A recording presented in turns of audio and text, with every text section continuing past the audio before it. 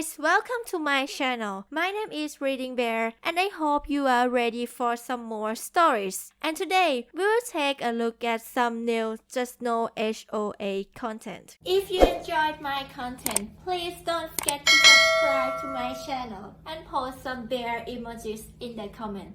And now, let's dive right into the stories. First one is titled, Our Legal Fight with HOA and the NIMBYs Over Our Short-Term Rental. A Cautionary Tale. In 2019, we built a brand new home with a pool in a nice upscale community near a resort corridor. In summer 2020, we received a license from City to operate a short-term rental. Prior to seeking our license, we sought advice from an attorney if our CCR would allow us to do so without violating any of the covenants, and her assessment was that the CCR did not have a specific clause banning such transient residential use and only a clause that stated you cannot lease your property for less than 365 days.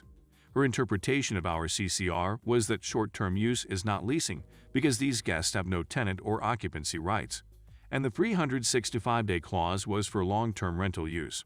So, we proceeded with our license, and the city approved it. The home is our primary residence, and we only offered it occasionally at a rate of $985 to $1,200 per night. It was used 9 times in 2020 as a STR. We had only 5-star reviews and had very nice families use our home. Our city has very strict STR rules and regulations, and we had to ensure we adhered to all of the requirements, including indoor and outdoor noise monitors, occupancy restrictions, etc. We had a very long list of house rules, and we absolutely prohibited any party behaviors. We wanted to be cognizant of our neighbors, and never once did we have a noise complaint, and all our guests complied with the quiet hours mandated by city ordinance.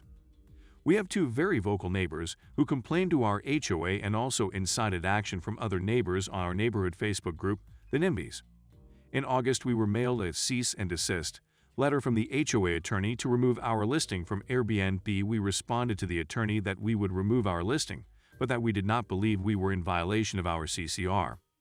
We did remove our listing, and shortly thereafter, we were served with a violation notice for a violation hearing in early September. We attended the violation hearing, providing evidence that none of the allegations of a party house or people parking up and down the street were true, and that we were operating within the restrictions of the city ordinances. We have a board consisting of only 3 people, and not one of them spoke during the hearing.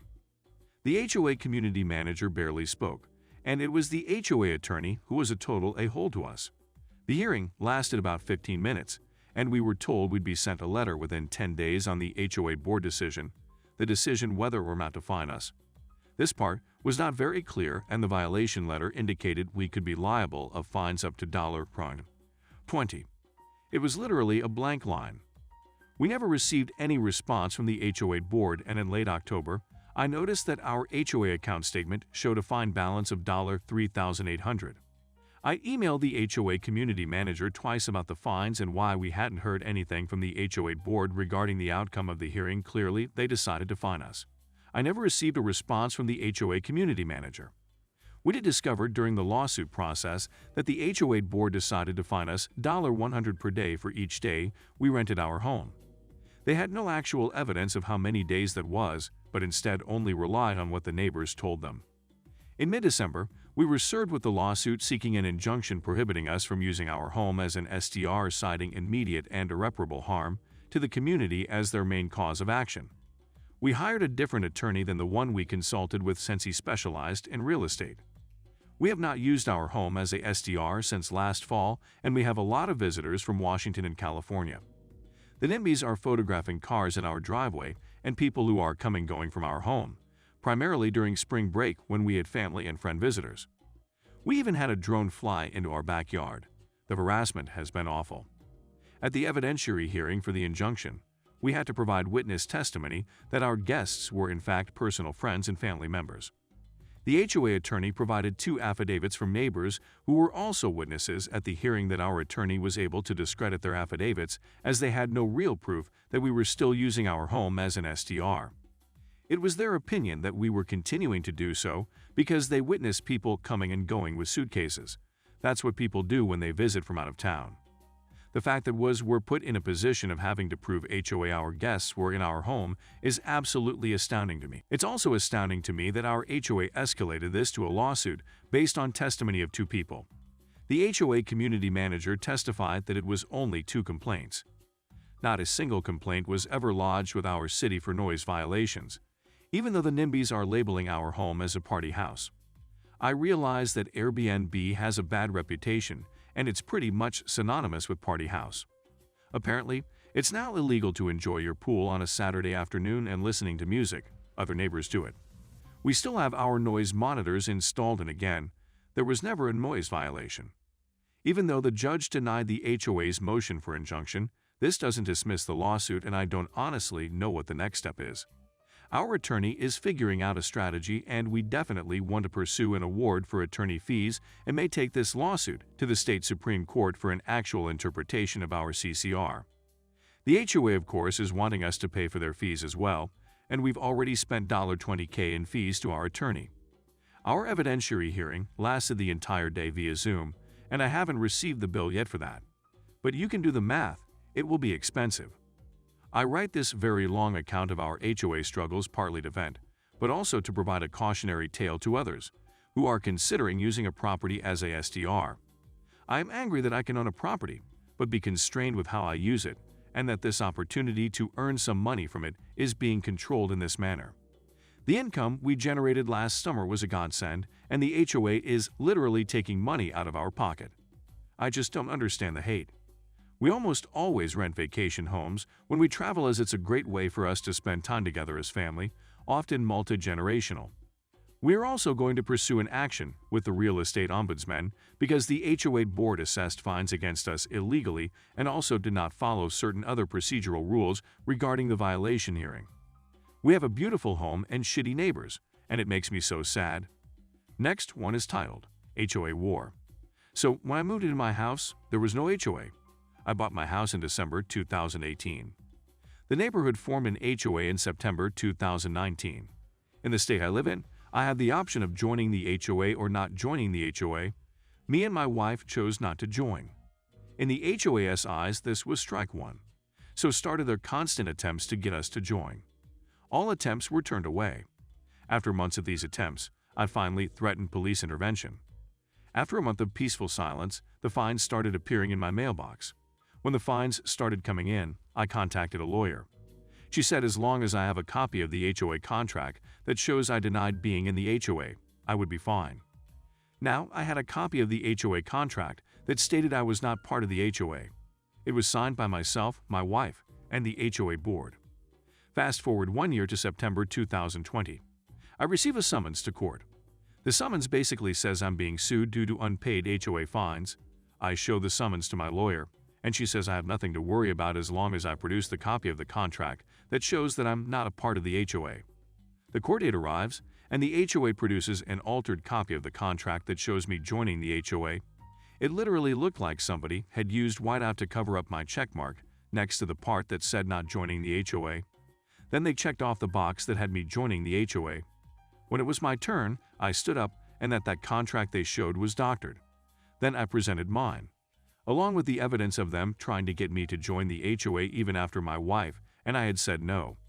I finished my argument with, if I had joined the HOA at the beginning, then why would they need to continuously keep asking me to join? Needless to say, the judge tore them a new hole and ordered them to disband the HOA. Life in the neighborhood has since become much simpler. Next one is titled, I just found out today why everybody hates HOAs. So today I had everything set to move into my new home. I started putting up boxes and packed up almost everything before closing day. All parties, including me, seller, lawyers, bank, etc., all agreed on the terms and maintenance fees, plus the special assessment fees, which was supposedly only to last through 2022, on which the seller gave me enough credit for closing costs to pay it. It's all cool, until the HOA stated very vaguely that those assessment fees would possibly continue beyond 2022, and they're not exactly sure when it ends. Thus, because of this, I don't qualify for the loan anymore. Luckily for me, they say if I pay off my car debt, in which I gathered money by selling all of my stocks, borrowing some from my parents, and even taking a small loan from my 401k to cover that up, and I also have to pay another month of rent where I live, because I can't move until I have the keys. Needs less to say, I'm lucky that I was able to solve this, but it's total BS how much of a pain HOAs are. Next one is titled Magic Roof Tiles. So, over the last year, we found multiple water problems in my house, including one that required us to take down the chimney, leaving a hole in the roof. My contractors sealed the hole as best they could and went looking for replacement tiles. The tiles of all of the houses in this neighborhood are specialized and customized and are hard to get even in the nicest non-pandemic of times. My contractor is called Coast to Coast, and it has been a bear to find. So, I have had a hole in my roof for 4 months. I have now tried twice to convince the HOA to let me put in a skylight, which would allow us to cover the hole and add an extra natural light. They keep telling me it doesn't fit the style of the neighborhood, but an open hole does. Then they insinuate that my contractor is just not doing his job, and a board member would gladly negotiate those tiles through a local warehouse that they have a contact with. So I called my contractor, who is livid because he knows the local warehouse and knows those people and knows they don't have the tile. That's the first place he started. So I told him we're going to employ a little psychology. My contractor is going to call the board member and absolutely thank him for offering to broker this deal and have him call us when he has those tiles in hand. I told my contractor that this is a win-win situation. If the board member magically can find the tiles somehow, great. If not, well, the board learns a valuable lesson about crying wolf that I personally bring up in every HOA meeting for as long as I live here. But if I just get angry, they'll dig their heels in further. These people are just exhausting. Next one is titled, HOA Management Company was run by a rate real estate investment trust employee. This was several years ago in Texas. I owned my condo outright. My condo board had hired a management company that immediately began massive foreclosures. They would hold a check for dues, say they lost it, and when issued a new one, run both in hopes they would bounce, along with excessive fines and increasing dues and late fees. The dues were $300 a month. This was supposedly because of a botched roofing job and only temporary, but actually permanent. So with instant acceleration of extremely high dues combined with attorney fees, and then you were done. The HOA management company then bought the repos. I had a contract on my unit and my buyer was living in it under a seller's lease until he could get funded and close. He was my best friend and I am a licensed realtor. They pulled a lost check trick on him.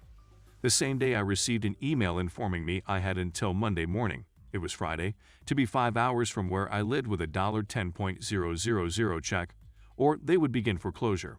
I didn't have the money.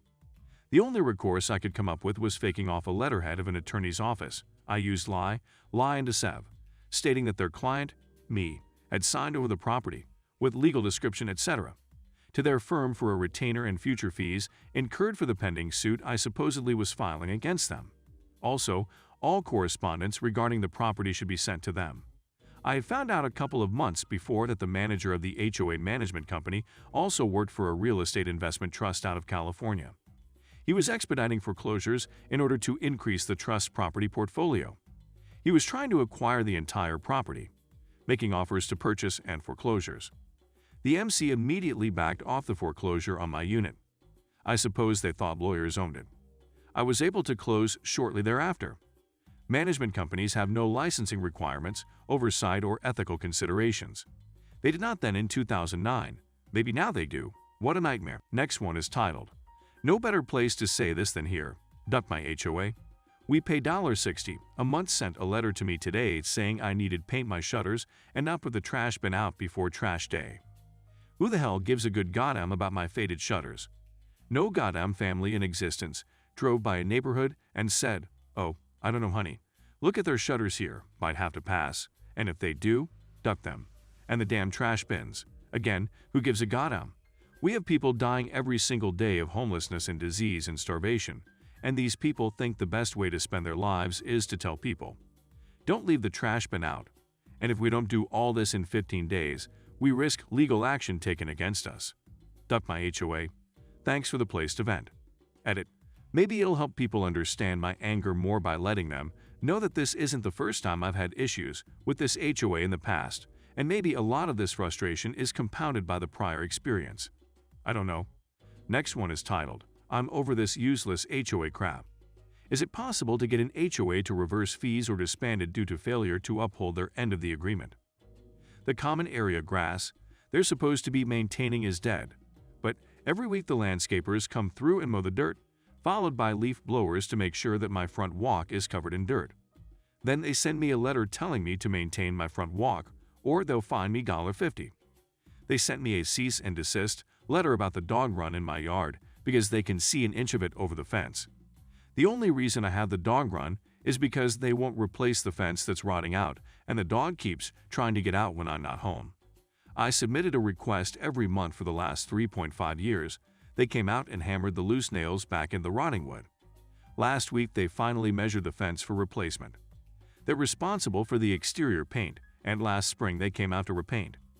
The wonderful professionals they hired got tan paint on my black light fixtures, because masking before painting is too hard. They got the tan paint on my white window frames. They got it on my windows. The crew left trash in my yard, didn't take the masking tape off the stuff they actually did mask off, and broke 2 pots and killed a bunch of my plants, which they say is my fault for having them in the yard. Then they had the audacity to threaten to charge me specifically for a day of labor because we couldn't work because you didn't put your dog away. I told them to duck off because I worked nights at the time they were coming out and would put the dog in the house when they actually showed up 11 a.m. instead of the 8 a.m. start they said they would be there. Like, I would get home from work at 6 a.m. and wait for them to show up. My latest battle is trying to get them to draft the paperwork for my solar panels and reverse the $1,500 in penalties they're trying to levy against me for installing them without HOA approval. Despite the fact that it was signed off and then they changed the requirements for solar panels after they were approved and installed. According to the management company, oh, that must have been Julie that took care of the paperwork, and she doesn't work here anymore. Last one is titled, HOA making me spend so much on home repairs. About a month or so ago, my HOA contacted me that I needed to repair my front window because one of the panels was discolored. Unfortunately, because of the way the window is structured, I couldn't just replace a panel. I have to replace the entire window, including all costs. That's an unexpected $1,600 already. Now, they want to do inspections in the building to make sure everything is sound. Fine, we live in Texas, makes sense in case of hurricanes, etc. However, this means that we need to remove all modifications or installations in our balconies/patios. After removing awnings, screens, tiles, walls, all of that. Then guess who needs to install all of that again once inspections are over on our own dime?